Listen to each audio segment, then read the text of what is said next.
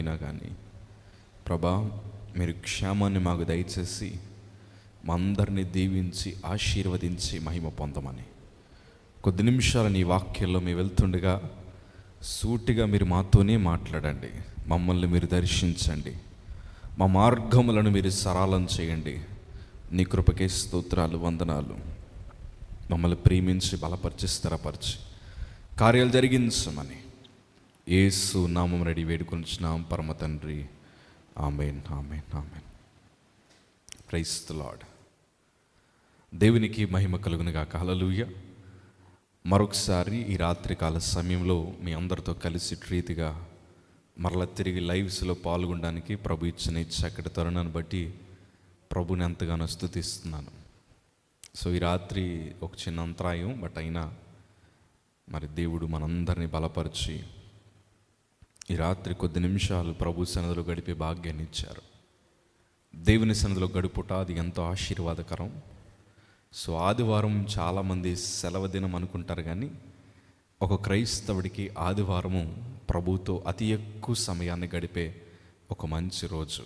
Sunday is a very blessed day.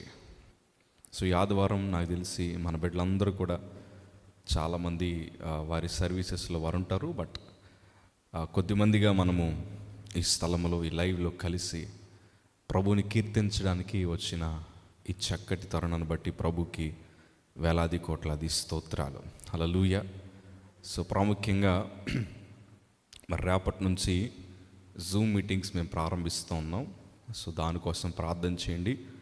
ఎందుకంటే ఒకవైపు దేవుని పని జరిగితే మరోవైపు సాతాను పని కూడా ఏం చేస్తారంటే వాటిని ఆటంకపరచడానికి, అందులో గలిబిలి సృష్టించడానికి వాడు ఎన్ని ప్రయత్నాలు చేసినా మరి దేవుని బిడలుగా మనందరము కలిసి కడవరి దినాల్లో ప్రభు పరిచర్లో ముందరికి వెళ్ళడానికి మనం ఆశపడదాం, అడుగులు ముందుకేసుకుంటూ వెళ్దాం. ఒక చిన్న సందర్భాన్ని నేను జ్ఞాపకం చేసి త్వరగా ముగించడానికి ప్రయత్నం చేస్తాను. ఇవాళ మేము పెట్టుకున్న టైటిల్ ఏంటంటే నేనేం తప్పు చేశానని. నేనేం తప్పు చేయలేదు కానీ అన్న పదం ఎప్పుడు వస్తుందంటే తప్పు చేయకుండా నిందను అనుభవిస్తున్నప్పుడు, ఏ తప్పు చేయకుండా బాధలు అనుభవిస్తున్నప్పుడు ఈ పదం మనం అరుదుగా వాడుతూ ఉంటాం. నేనే పాపము చేయలేదు కానీ, నేనే తప్పు చేయలేదు కానీ అన్న పదం ఎప్పుడు వస్తుందంటే లేనిపోనివన్నీ మన బ్రతుకులోకి వచ్చినప్పుడు. ఈ ప్రశ్న మనము ప్రార్థనలో కూడా ఎన్నోసార్లు వాడతాం. నేను ఏ పాపం చేశానయ్యా, నాకు ఈ శిక్ష వస్తుంది. నేను ఏ ద్రోహం చేశానయ్యా, నాకు ఈ సమస్య వస్తుంది. కొన్నిసార్లు మన ప్రార్థన అంశాల్లో కొంతమంది చెప్తున్నప్పుడు, అన్నా నేను ఏ తప్పు చేయలేదు కానీ నిందలన్నీ నా మీదే పడ్డాయి. అన్నా నేను ఎవరి వైపు చూడలేదు కానీ నేను చూశానని ఒక అబద్ధాన్ని క్రియేట్ చేశారు. ఇట్లా చాలా సమస్యలు ఒక్కొక్కటిగా చెప్పుకుంటూ పోతే జీవితాన్ని పాడు చేసే సమస్యలు కూడా చాలానే ఉన్నాయి. ఈరోజు రాత్రి ఒక క్రైస్తవుడిగా మనం ఎట్లాగో వాటిని ఎదుర్కోవాలి, ఆ సమస్యలను ఎలా జయించగలగాలి, ప్రభు కృప ఎంత గొప్పదో ఈ రాత్రి మీ అందరికీ చెప్పడానికి నేను ఇష్టపడుతున్నాను. దేవునికి స్తోత్రం కలుగును గాక. దేవుని బిడలుగా మనందరికీ సమస్యలు వస్తాయి. ఎన్ని సమస్యలు తెలుసా? చచ్చిపోయే సమస్యలు కాదయ్యా. మనకి ఎలాంటి సమస్యలు వస్తాయంటే మనం ఎంతైతే తట్టుకోగలమో అంత సమస్యలే ప్రభు ఇస్తాడు. ఎవరి కోసం మాట్లాడుతున్నానంటే దేవుని యందు భయభక్తులు కలిగి బ్రతుకుతున్న వారి కోసం మాట్లాడుతున్నాను. కొంతమంది పాపం ద్వారా సమస్యల్లో పడ్డవారు ఉన్నారు. పాపము ద్వారా మరణకరమైన రోగాలు తెచ్చుకొని మరణిస్తున్న వారు ఉన్నారు. వారి కోసం నేను మాట్లాడలే కానీ దేవుని యందు భయభక్తులు కలిగి దేవుని మీదే ఆశ కలిగి ప్రభు వైపు చూసేవారు కూడా సమస్యలు వస్తాయి. ఆ సమస్యలు మన చావుకో లేకపోతే ఆ సమస్యలు మన పతనానికో అని మనం అనుకుంటామని కాదు, కానీ దేవుని వాక్యం సెలవిస్తున్నారు కదా, మీరు ఎంతైతే తట్టుకోగలరో అన్ని సమస్యలే మీకు వస్తాయి. ఆ తర్వాత ఉండే ఆశీర్వాదాలు అవి చాలా అమోఘమైనవి, మన కంటికి కనిపించనివి, మన చెవులకి వినిపించలేని గొప్ప గొప్ప కార్యాలు, మన హృదయానికి అంతు చిక్కని బలమైన ఆశీర్వాదాలు ప్రభు మనకి ఇవ్వడానికి ఇష్టపడే దేవుడు ఆయన. దేవునికి స్తోత్రం కలుగును గాక.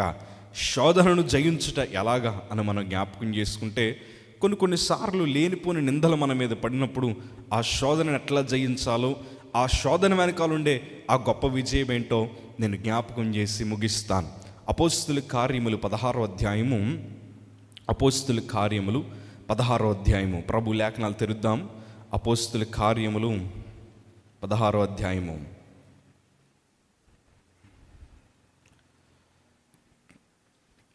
16వ మాట నుంచి నేను చదువుతాను. మేము ప్రార్థన స్థలమునకు వెలుచుండగా పూతోను అను దయ్యము పట్టినదై సోదె చెప్పుట చేత తన యజమానునికి బహు లాభము సంపాదించుచున్న ఒక యవనస్తురాలు ఒక చిన్నది మాకు ఎదురుగా వచ్చెను. ఆమె పౌలును మమ్మును వెంబడించి, ఈ మనుష్యులు సర్వోన్నతుడైన దేవుని దాసులు, వీరు మీకు రక్షణ మార్గము ప్రచురించువారై ఉన్నారని కేకలు వేసి చెప్పెను. ఆమె ఇలాగా అనేక దినములు చేయుచుండెను కనుక పౌలు వ్యాకులపడి దాని వైపు తిరిగి, నీవు ఈమెను వదిలిపొమ్మని యేసుక్రీస్తు నామమున ఆజ్ఞాపించుచున్నానని ఆ దయ్యముతో చెప్పెను. వెంటనే అది ఆమెను వదిలిపోయాను. దేవునికి స్తోత్రం కలుగునుగాక. ఇవాళ ఈ రాత్రి సందర్భాన్ని నేను ఎందుకు జ్ఞాపకం చేస్తున్నానంటే, ఒక చిన్న మాట. ఆ చిన్న మాట ఏంటంటే, ఇక్కడ పౌలు శీలలు ప్రార్థనా స్థలానికి వెలుచుండగా వారి వెనకాల ఒక చిన్నది వెనకాల పడుతూ ఉంది. ఆ చిన్నది వెనకాల పడుతుంది. ఆ చిన్నదాని లోపల దాగున్న దయ్యమును వారు గ్రహించగలిగారు. ఎట్లా మాట్లాడుతుందంటే, ఇదిగో రక్షణ మార్గములను ప్రచురించువారు వీరే అని దేవుని ఏంటండి శిష్యులుగా, దేవుని సేవకులుగా అక్కడ ఆమె వెనకాల చెప్తూ వచ్చింది. ఒక్క సందర్భాన్ని మీకు జ్ఞాపకం చేస్తాను. అదేంటి తెలుసా? ఇప్పుడు ఆమె వచ్చి ఇదిగో రక్షణ మార్గమును ప్రచురించువారు వీరే అని అంటూ ఉంటే, ఒక రకంగా చెప్పాలంటే అది ఒక పొగడ్తే. అర్థమైందా నేను చెప్పింది? ఇప్పుడు మీరు రోడ్డు మీద నడుస్తూ వెళ్ళారనుకోండి, ఎవరన్నా మిమ్మల్ని చూసి అదిగోరా మంచి ప్రార్థనాపరుడు వెళ్తున్నాడు అని అన్నారనుకోండి, మీరు వెనక్కి తిరిగి దయ్యమా యేసు రక్తములో వదిలిపో అని అంటామా? అనం. ఎందుకో తెలుసా? ఒకరు మనల్ని పొగుడుతూ ఉంటే అది చాలా సంతోషంగా ఉంటుంది. ఎక్కడీమే వాళ్ళని తిట్టట్లేదు, ఎక్కడీమే వారిని బెదిరించట్లేదు. ఆమె అంటున్న మాట ఏంటో తెలుసా? ఇదిగో రక్షణ మార్గమును ప్రచురించువారు వీరే అని ఒక లెక్క. ఒకవైపు వారిని పొగుడుతున్నట్లే కనిపిస్తుంది, కానీ వీరు ఏం చేశారు తెలుసా? ఆమె వెనకాల అట్లా చెప్తున్నా అందులో సత్యము దాగున్నా వీరు ఆమె వైపు తిరిగి చిరాకు పడిన పరిస్థితులు కనిపిస్తూ ఉన్నాయి. నాకు శిష్యుల్లో చాలా బాగా నచ్చింది ఏంటో తెలుసా? వారు పొగడ్తలకి పడని వారు. ఎవరన్నా పొగిడితే మనం ఏం చేస్తాం తెలుసా? ఎన్ని కార్యాలు మనం మునిగిపోతూ ఉంటామో. ఒకరు మనల్ని పొగిడితే చాలు, ఆ పొగడ్తలకి మనం ఎంత మభ్యపడిపోతామో, ఎంత సంతోషపడిపోతామో. పొగిడితే చాలు క్యారెక్టర్ని వదిలేసుకుంటాం. పొగిడితే చాలు వారి వెనకాల తిరగడానికి ప్రయత్నం చేస్తాం. పొగిడితే చాలు వారి ముందర నీట్గా రెడీ అవ్వడానికి కనిపిస్తూ ఉంటాం. పొగడ్తల వల్ల ఇవాళ చాలామంది యవనస్తుల జీవితాలు ఎంత దౌర్భాగ్యపు స్థితికి వెళ్ళిపోతున్నాయంటే, మీకు ఒక మాట చెప్తాను. ఇదివరకు మనస్సుతో పాపం చేసేవారు ఇప్పుడు జీవితాలు అట్లయిపోయి తెలుసా? పొగడ్డం ద్వారా తమ సొంత శరీరాలతో పాపం చేసేవారు కనిపిస్తున్నారు. ఒక క్రైస్తవ జనమ, నేను మాట అంటాను, ఎవరన్నా నిన్ను పొగిడినా నువ్వేం చేయాలి తెలుసా? వాటిని అస్సలు పట్టించుకోకూడదు. ఇక్కడ వీరి వెనకాల ఆ చిన్నది పడుతూ ఏ మాట అంటుందంటే, ఒకసారి మళ్ళీ నేను చదవడానికి ఇష్టపడుతున్నాను. వీరు మీకు రక్షణ మార్గమును ప్రచురించువారై ఉన్నారని కేకలు వేస్తుందంట. కేకలు వేయడం అంటే అది చాలామందికి వినిపిస్తుంది. ఒక లెక్క చెప్పాలంటే పబ్లిసిటీ. ఎవరు చేస్తున్నారు పబ్లిసిటీ? వీరు ప్రార్థనా స్థలానికి వెళ్ళిపోతుంటే వీరిని ఇంకా హైలైట్ చేయడానికి ఎంత బాగా హైలైట్ చేస్తుందంటే, కేకలు వేసి, బిగ్గరగా కేకలు వేసి, ఇదిగో రక్షణ మార్గమును ప్రచురించువారు వీరే అని కేకలు వేస్తుంటే ఫ్రీ పబ్లిసిటీ అని వదిలేయాలి కదా, మా కోసం అందరికీ ప్రకటిస్తుంది కదా అని వారు విడిచిపెట్టేసి హ్యాపీగా వెళ్ళిపోవచ్చు కదా. అంటే మీకు ఒక మాట చెప్తాను, శిష్యుల జీవితంలో వారు పొగడ్తలకి పడలేని వారు. ఎందుకో తెలుసా? వారికి తెలుసు మనం కనపరచాల్సింది ఎవరిని? దేవునిని మాత్రమే గణపరచాలి. దేవుడు మాత్రమే గణపరచబడాలి. ఆయన మాత్రమే గణపరచబడాలన్న మంచి లక్షణములు కలిగిన ప్రభు శిష్యులు వారు. అపోస్తలుడైన పౌలు గారు, పౌలు శీలలు వీరు వెళ్తున్న పరిస్థితి. ఈమె సోది చెప్పుట ద్వారా వారి యజమానులకు బహు లాభము సంపాదిస్తుంది. మంచి లాభము. ఇలాంటివి చెప్తా ఉంటే ప్రజలందరూ వినడానికి వస్తూ, వారు చెప్పించుకోవడానికి వస్తూ, ధనం ఇచ్చారో, బంగారం ఇచ్చారో, వెండి ఇచ్చారో తెలియదు, కానీ వారికి మాత్రం లాభము సంపాదిస్తుంది. నష్టపోయినట్లు రాయబడలేదు. అక్కడ ఎలా ఉందో తెలుసా? వారికి ఏమని ఉందట అక్కడ? ఆమె లాభము సంపాదిస్తుందట. తమ యజమానులకు లాభమే కలుగుతుంది తప్ప ఈమె ద్వారా ఎట్లాంటి నష్టము కలగట్లే. ఈ లాభము వారికి ఎంత సమృద్ధిని అనుగ్రహిస్తుందంటే చక్కగా సంపాదిస్తున్న పరిస్థితులు. కానీ పౌలు శీలలు ఆమె వైపు తిరిగి యేసు రక్తములో ఆ దయ్యము విడిచి పొమ్మని వారు ఆజ్ఞాపించగా ఆ చిన్నదానికి పట్టిన దయ్యము విడిచిపెట్టిపోయింది. ఇది సందర్భము ఎన్నోసార్లు నేను జ్ఞాపకం చేసుకుంటూ ఉంటాను. ఎప్పుడైతే ఆ దయ్యమును విడిచిపెట్టి వెళ్ళిపోయిందో ఆ చిన్నదానికి ఆ సోది చెప్పే ఆ తలంతు పోయింది. నేను మాట అంటాను, కొంతమంది జీవితంలో లోకరీత్యా కొన్ని కార్యాలు జరిగిస్తారు. ఇవాళ కొంచెం మీతో మాట్లాడడానికి ఇష్టపడుతున్నాను. క్రైస్తవ యవనస్తులు స్కూళ్ళల్లో కాలేజీలో సినిమా పాటలకి డ్యాన్స్లు వేసేవారు ఉన్నారా లేరా? అది వారి టాలెంట్ అనుకుంటారు. కానీ వాస్తవానికి చెప్పాలంటే వారిని ఆడిస్తుందంతా ఎవరు చెప్పండి? ఎవరు ఆడిస్తున్నారు వారిని? ఒక క్రైస్తవ యవనస్తులు, ఒక క్రైస్తవ బిడలు కాలేజీకి స్కూల్కి పోయిన తర్వాత స్నేహితులందరి మధ్యన కూర్చొని వారి సినిమా పాటలు పాడడం అదే టాలెంట్ అనుకుంటున్నారు. కానీ వాస్తవానికి చెప్పాలంటే పరిశుద్ధంగా బ్రతకాల్సిన వారి ఆత్మను వారు కోల్పోయి, వారిలో ఎప్పుడైతే చీకటి సంబంధమైన దురాత్మలు వారి బ్రతుకులోకి వచ్చాయో వారు బయటికి ఎట్లా కనిపిస్తున్నారంటే, చక్కటి స్వరం ఉందమ్మా నీకు సినిమా పాటలు పాడడంలో, చక్కటి అనుభవం ఉందమ్మా నువ్వు నాట్యం చేస్తుంటే అని మనుషులు అది తలాంత అనుకోవచ్చు. నీ ద్వారా వారున్న ప్రాంతంలోనే లాభం సంపాదించవచ్చు. కొన్నిసార్లు ఎట్లా అనొచ్చు నిన్ను, అమ్మా నువ్వు డ్యాన్స్ వేస్తుంటే మన స్కూల్కే ఎంత మంచి పేరు వస్తుందో, అమ్మా నువ్వు డ్యాన్స్ వేస్తుంటే మన కాలేజీకి ఎంత మంచి పేరు వస్తుందో, అమ్మా నువ్వు సినిమా యాక్టర్ అయిపోతావు తల్లి, అమ్మా నువ్వు పెద్ద డాన్సర్ అయిపోతావమ్మా అని ఒక క్రైస్తవ బిడలగా బ్రతుకుతున్న మీరు పాపం చేయటం ద్వారా కొంతమంది అనొచ్చు, నీ వల్లే మా స్కూల్ పేరు పైకి వచ్చింది, నీ వల్లే మా కాలేజీ పేరు పైకి వచ్చింది అని ఒకవేళ వారు నిన్ను బట్టి ఇట్లాంటి సాక్ష్యం చెప్తుంటే నేను అంటానయ్యా, మిమ్మల్ని ఆడించేది, మిమ్మల్ని అలరించేది దేవుని ఆత్మ కాదు. ఈమె వారి యజమానునికి బహు లాభము సంపాదిస్తుంది. ఆ లాభాన్ని అనుభవిస్తున్న వారందరూ కూడా ఎంత సంతోషంగా, ఎంత బాగా అనుభవించారు. స్థలాలు కొనుంటారు, పొలాలు కొనుంటారు, లేకపోతే ఇల్లులు కొనుంటారు, ఏం చేశారో తెలియదు. కానీ సమృద్ధిగా బ్రతుకుతున్నారు. దేని ద్వారా? మంచి చేయుట ద్వారా కాదయ్యా, ఒక దయ్యమును వారు పోషించుట ద్వారా లాభాన్ని సంపాదిస్తున్నారు. నేనంటాను, ఒక్కొక్కసారి నువ్వు సాతానుని అనుభవిస్తూ నువ్వు ఇవాళ లాభం సంపాదించవచ్చేమో. కానీ ఒక్క మాట చెప్తాను, అది నీకు ఆశీర్వాదకరం ఎప్పటికీ కాదు. నీ యవన ప్రాయములో, నీ యవన జీవితంలో ప్రభు కోసం వాడబడే లక్షణాలు మనకు ఉండగలగాలి. దేవుని వాక్యం సెలవిస్తుంది కదా, దేవుని వాక్యం ఇక్కడ రాయబడి ఉంది. ఆమె అప్పటి వరకు బహు లాభము సంపాదించింది. కానీ ఒక్కసారిగా యేసు రక్తములో, యేసు నామములో ఆ దయ్యం విడిచిపెట్టి పొమ్మనగా ఆ చిన్నదానికి ఆ తలాంతు పోయింది. ఇవాళ నేను అదే ఆశిస్తున్నాను. యేసు రక్తములు క్రైస్తవులని పట్టి పీడిస్తున్న లోకపు ఆశలు తొలగునుగాక. యేసు రక్తములో యవనస్తుల్ని పట్టి పీడిస్తున్న ఆ లోకపు తలంపులు యేసు రక్తంలో పోవుదునుగాక. నూతనమైన తలంపులు, నూతనమైన ఆలోచనలు, ప్రభు పట్ల నూతనమైన జ్ఞానము కలిగి మనందరము జీవింతముగాక. ఎందుకు ఈ మాట అంటున్నానంటే, ఒక్కొక్కసారి పాపము ద్వారా నువ్వు లాభాన్ని సంపాదించవచ్చు, కానీ అది ఎప్పటికైనా నష్టాన్ని క్రియేట్ చేస్తుంది. ఈ పౌలు శీలలకి ఫ్రీ పబ్లిసిటీ, ఆమె కేకలు వేస్తూ రోడ్డు మీద అరుస్తూ ఫ్రీ పబ్లిసిటీ చేస్తున్నా, పోన్లే చేస్తుంది కదా అని వదిలేదు. దయ్యమా విడిచిపో,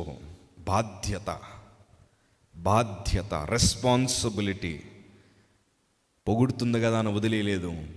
దయ్యమును వదలగొట్టాలి, పరిచర్య చేయాలి, స్వార్థ ప్రకటించాలి, ప్రభు కోసం బ్రతకాలి, పాపంలో ఉన్న వారిని బయటికి తీసుకురావాలి. ఒకే ఆశయముతో పనిచేస్తున్న దైవజనులు, ఒకే ఆశయముతో పనిచేస్తున్న ప్రభు ప్రేమికులంటా నేను. యేసు ప్రభుని ఎంతగా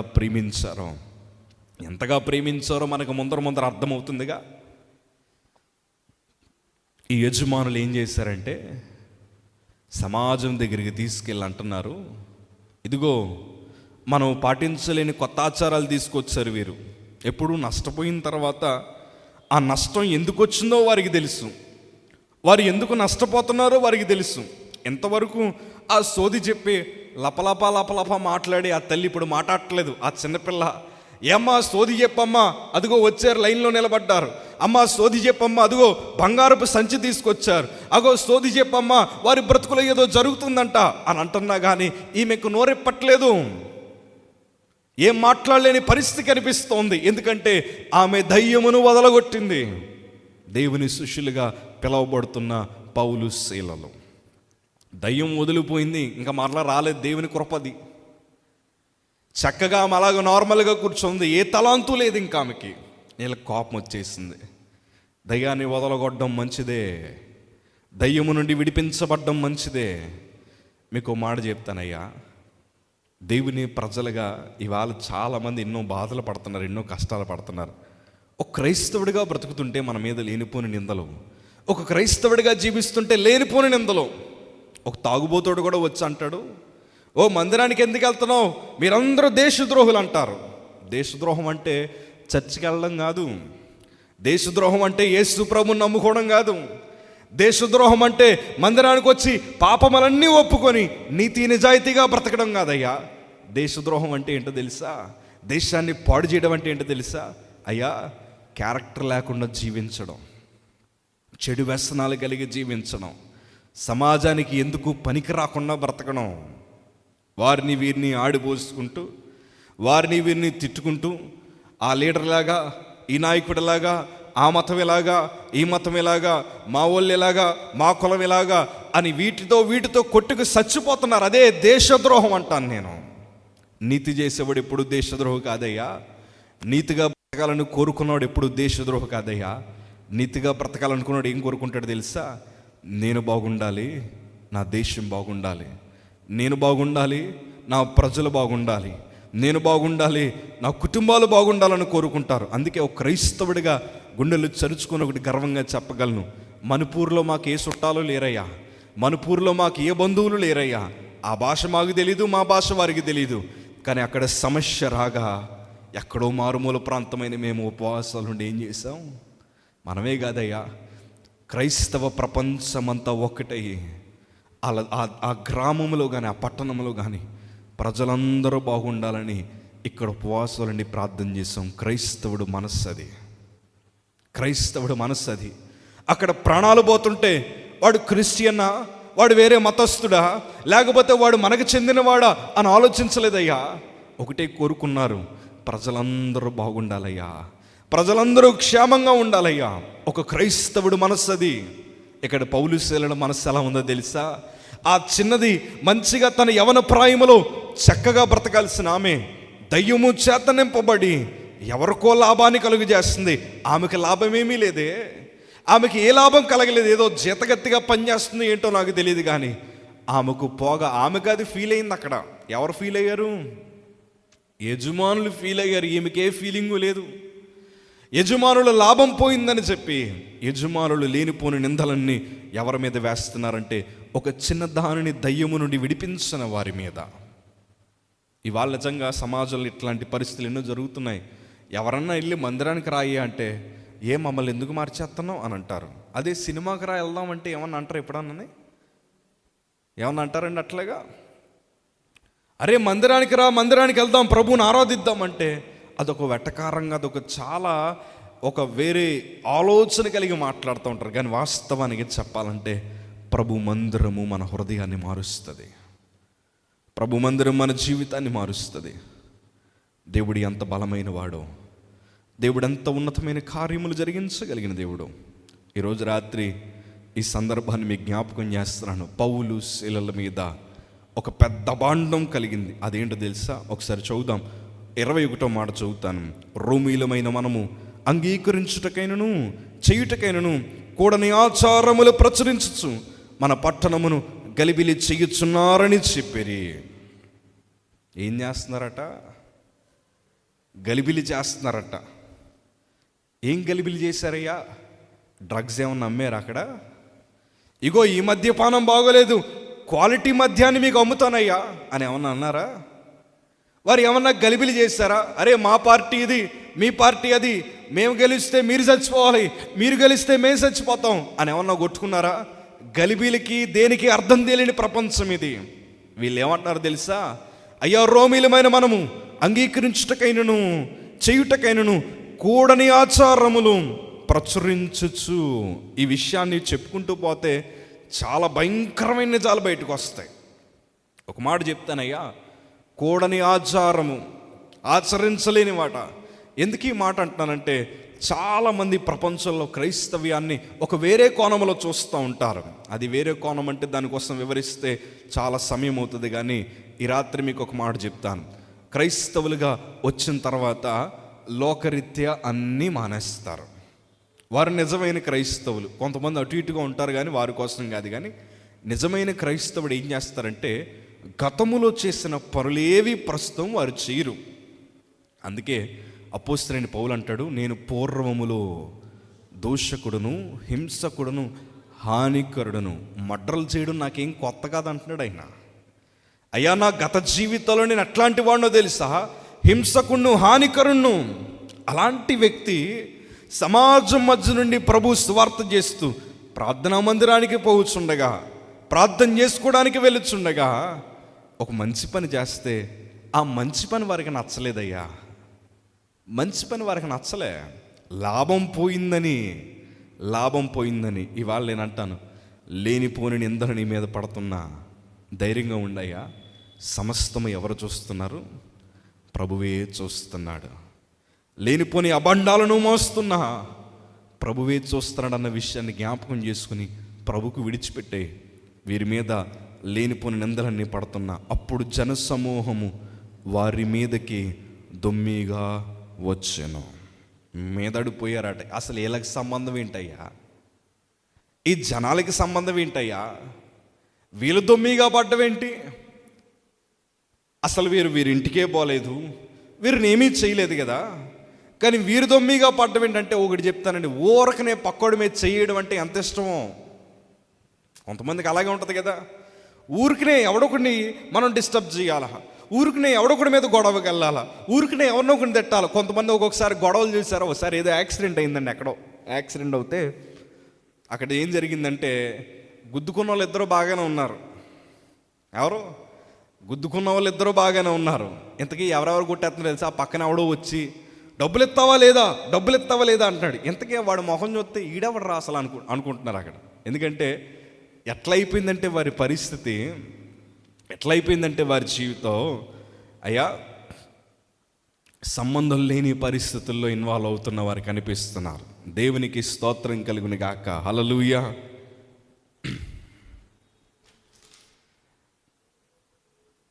ఇంకొక మాటను మీకు జ్ఞాపకం చేస్తున్నాను. అప్పుడు జనసమూహం వారి మీదకి దొమ్మిగా వచ్చి న్యాయాధిపతులను వారి వస్త్రములు లాగివేసి వారిని బెత్తముతో కొట్టవలనని ఆజ్ఞాపించిరి. అసలు ఏమన్నా సంబంధం ఉందంటారా? ఒకవైపు వారు దయ్యాన్ని వెళ్ళగొడితే, ఒకవైపు వారు దయ్యాన్ని పోగొడితే, చివరాఖరికి వారు వచ్చిన బహుమానం ఏంటో తెలుసా? బెత్తముతో దెబ్బలు తింటున్నారు. వారి వస్త్రములు లాగివేశారట. ఎంత అవమానమో! చేసింది మంచి పని అయితే, చేసింది ఒక చక్కటి మంచి పని అయితే, వారికి కలుగుతున్న ప్రతిఫలాలు మీరు చూడండి ఒకసారి. అందుకే నేను ఈ మాట అంటాను, కొంతమంది జీవితాలు ఎంత మంచి చేసినా వారి మాట అంటారు, ఎంత మంచి చేసినా మాకు ఏం ఎదురవుతుంది? మాకు చెడే ఎదురవుతుంది. ఎంత పని చేసినా మాకు చెడే ఎదురవుతుంది అయ్యా. ఎంత మంచిగా మేము సువార్త చేస్తున్నా మమ్మల్ని ఎగతాళి చేస్తున్నారయ్యా. ఎంత మంచిగా మేము మంచి బోధన చేస్తున్నా మా వెనకాల వారు వెన్నుపోటుగా పొడవడమే తప్ప మమ్మల్ని అర్థం చేసుకోలేని వారు చాలామంది ఉన్నారని ఒక్కొక్కసారి బాధపడుతున్న పరిస్థితులు కనిపిస్తూ ఉంటాయి. చాలామంది యవనస్తులు ఈ మాట చెప్తారు, అన్న మా ఫ్రెండ్కి సువార్త చెప్పాను కానీ వాడు రకరకాలుగా మాట్లాడుతున్నాడు. మా ఫ్రెండ్ చెడు వ్యసనాలు వదిలేయమన్నాను, వాడు రకరకాలుగా మాట్లాడుతున్నాడు. మా కుటుంబాన్ని యేసు ప్రభుని వెంబడించండి అయ్యా, ఆయన పరిశుద్ధుడని చెప్తుంటే రకరకాలుగా మాట్లాడుతున్నారు. ఎందుకు ఈ మాట అంటున్నానంటే, మనుషులకు సత్యమును అర్థం చేసుకునే మనస్సు వారికి లేదు. అసలు ఎంత జరిగిన సందర్భం, ఇంత జరిగింది కదా, ఏ ఒక్కడైనా పౌలు శీలల దగ్గరికి వచ్చి అయ్యా అసలు వాస్తవానికి ఏం జరిగిందో చెప్పండి అని అడిగిన పెద్ద మనిషి ఎవరన్నా ఉన్నారా? వాస్తవానికి అయ్యా మీ మీద ఎట్లాంటి నింద వేస్తున్నారు కదా, మీ మీద ఎట్లాంటి నింద వేస్తున్నారు కదా, అసలు వాస్తవానికి ఏమన్నా జరిగిందా అని అడిగిన పెద్ద మనిషి ఎవరన్నా ఉన్నారంటే ఏ ఒక్కరూ వారిని వచ్చి అడగలే, అయ్యా ఎందుకు ఇలాంటి నింద వేస్తున్నారు, అది నిజమా అబద్ధమా, అది నిజమా అబద్ధమా, నిజంగానే మీరు ఇట్లాంటి ఏమన్నా చేస్తున్నారా, కనీసం ఒక క్లారిఫికేషన్ కోసమైనా అడిగిన మనిషి ఒక్కడో లేడు. ఏం చేస్తున్నారు తెలుసా, అడగడం మానేసి దొమ్మిగా పడి ఒంటి మీద వస్త్రాలు లాగేసి బెత్తముతో కొట్టాలని ఆజ్ఞాపిస్తున్నారు. అంటే నేను అంటాను, వీరు మానవత్వానికన్నా ఆచారాలకి అతి ఎక్కువ ప్రాముఖ్యత ఇస్తున్నవారు. ఆచారాల కన్నా ఏంటండి, మనుషుల కన్నా ఆచారాలకి అతి ఎక్కువ ప్రాముఖ్యత ఇస్తున్నవారు. ఈ మాట ఎందుకు అంటున్నానంటే, పౌలు శీలలు ఏ తప్పు చేయలేదు, కానీ నాకే ఎందుకు ఈ సమస్య అన్న మాట వారి నోటంట రాలేదు. వచ్చిందంటారా, బెత్తములతో కొడుతున్నా తమ శరీరాన్ని కప్పుకోవడానికి ప్రయత్నం చేశారు. వారి మీద వస్త్రాలు చింపడానికి దొమ్మిగా పడుతున్నా వారి బలమును చూపించడానికి వారు ఇష్టపడలేదు. అందుకే ఈరోజు రాత్రి మీకు ఒక మాట చెప్తాను. ఏ తప్పు చేయలేని వారి మీద దెబ్బలు పడినా, ఏ తప్పు చేయలేని వారి మీద నిందలు పడుతున్నా ఒక్కటి మాత్రం చెప్పగలను, ఆ క్షణములో వారి ఒంటరి వారిగా కనిపించుండొచ్చు, ఆ క్షణములో వారు అమాయకులుగా కనిపించుండొచ్చు, కానీ వారు చేసిన ఆరాధన ద్వారా, వారు చేసిన ప్రార్థన ద్వారా చెరసాల పునాదులు కదిలేలాగా ప్రభు చేశాడు. దేవునికి స్తోత్రం కలుగునుగాక. వారు చేసిన భక్తి ద్వారా చెరసాల పునాదులు కదిలేలాగా ప్రభు చేయగలిగాడు. ఎంత గొప్ప కార్యం! ఈ రాత్రి నేను చెప్పగలనయ్యా, ప్రభు ఉంటే చాలు, దేవుడు మన పక్షాన ఉంటే చాలు. దేవుడు అద్భుతము కార్యములు జరిగించగలిగిన గొప్ప సమర్థుడైన దేవునికి స్తోత్రం కలుగునుగాక. ఏ వ్యక్తులైతే వారి మీద నిందలు వేశారో, ఏ వ్యక్తులైతే వారి మీద బెత్తములతో కొట్టాలని ప్రయత్నం చేశారో, వారే తమ గాయములను కట్టేవారిగా ప్రభు చేయగలిగాడు. ఒక్కొక్కసారి ఏ తప్పు చేయకపోయి నిందలు అనుభవిస్తున్నావా, కానీ బాధపడాల్సిన అవసరం లేదు. ఎవరైతే నీ మీద నింద వేశారో వారి దగ్గర నేను కనపరచగలిగిన దేవుడు, ఎవరైతే నేను అవమానపరిచారో వారి ఎదుటే దేవుడు నిన్ను కనపరచగలిగిన దేవుడు. ఒక సేవకుడిగా ఈ మాట చెప్పగలనయ్యా, ఎన్ని సమస్యలు వచ్చినా నువ్వు ప్రభుని కనపరచడం మాత్రం మర్చిపోకు. ఎన్ని బాధలు వచ్చినా ప్రభుని కీర్తించడం మాత్రం మర్చిపోద్దు. ఎందుకో తెలుసా, ఆ ప్రభుని ఘనపరిచే విషయంలో, ఆ ప్రభుని కీర్తించే విషయంలోనే ఉంది అసలైన ఆశీర్వాదం అంతా. మనం ప్రభువుని కనపరిచే మనస్సు అయి ఉండాలి. ఒంటి మీద దెబ్బలు పడిన అర్ధరాత్రి వేళ పౌలు శీలలు ప్రార్థన ఆరాధన జరిగించడం ప్రారంభించారు. నీ అపజయాలకి సొల్యూషన్ అంతా ఒకటే. నీ అపజయాలు విజయాలుగా మార్చబడాలంటే, నీ నిందలన్నీ ఆనంద పూదండలుగా మార్చబడాలంటే 100% చేయాల్సినంత ఒకటే, ప్రభువుని కనపరచాలి. Every time you have to worship God. ఒక చిన్నప్పుడు మాకు పాట నేర్పించారు, God is good all the time, God is good all the time. అన్ని వేళలా మన దేవుడు మంచివాడు. ఆ బాధల కష్టాలని ప్రభు చూచాడయ్యా. అందుకే దేవుడు చెరసాల పునాదులను కదిలిలాగా చేశాడు. అంటే నీ కోసం ఆయన ఏమైనా చేయగలడు, నీ కోసం ఏదైనా చేయగలడు ఆయన. నువ్వు నిందలు అనుభవించిన, ఏది అనుభవించినా చూస్తూ ఊరుకుంటాడు నా దేవుడు అన్న విషయాన్ని ఒకసారి నువ్వు వేరేగా ఆలోచించొద్దు. ఖచ్చితంగా ప్రభు రెస్పాండ్ అవుతారు, ఖచ్చితంగా దేవుడు నీ పక్షాన్ని నిలబడతారు. కానీ ఒకటి, ప్రభుని ఎప్పుడు విడిచిపెట్టొద్దు. నేనే తప్పు చేశానయ్యా అని ప్రభుని ప్రశ్నించొద్దయ్యా. అలా సైలెంట్గా ఆయన ఏ మార్గంలో నడిపిస్తున్నా ఆ మార్గంలో నడుచుకుంటూ వెళ్ళి చాలు. నా ప్రభు నిన్ను బలపరుస్తారు, నా దేవుడు నీ బ్రతుకులో బలమైన కార్యాలు ఆయన జరిగిస్తారు. అట్లాంటి కృప ప్రభు మనందరికీ అనుగ్రహిస్తాడు. ఆ చెరసాల అధికారి వచ్చి తమ గాయములను, వారి గాయములను కడుతున్న పరిస్థితి తర్వాత అంటాడు కదా, అయ్యా మేము రక్షించబడాలంటే ఏం చేయాలి? బెత్తములతో కొట్టాలని ఆజ్ఞాపించిన వారే, అయ్యా చెరసాల నాయకుడే, మేము రక్షించబడాలంటే ఏం చేయాలి అన్న స్థితికి ప్రభు తీసుకొచ్చాడు. స్థితి తారుమారైంది. ఒక్క రాత్రిలో వారి పరిస్థితి మారింది. ఒక్క రాత్రిలో అధికారి మనస్సు మారింది. ఒక్క రాత్రిలో చెరసాల్లో ఉండే ఖైదీలు మనస్సు మారింది.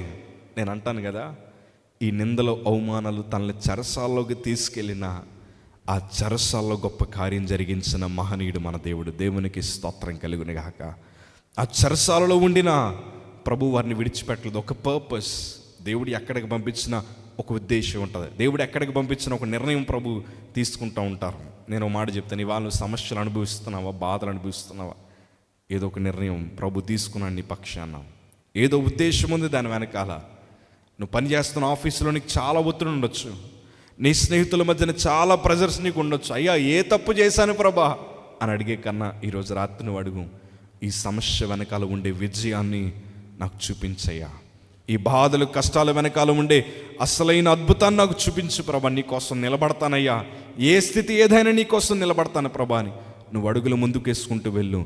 ఆనాడు చెరసాల పునాదులు కదిలించిన దేవుడు ఈరోజు నీకుండే ప్రతి పరిస్థితులను తారుమారు చేయగలిగిన గొప్ప సమర్థుడైన.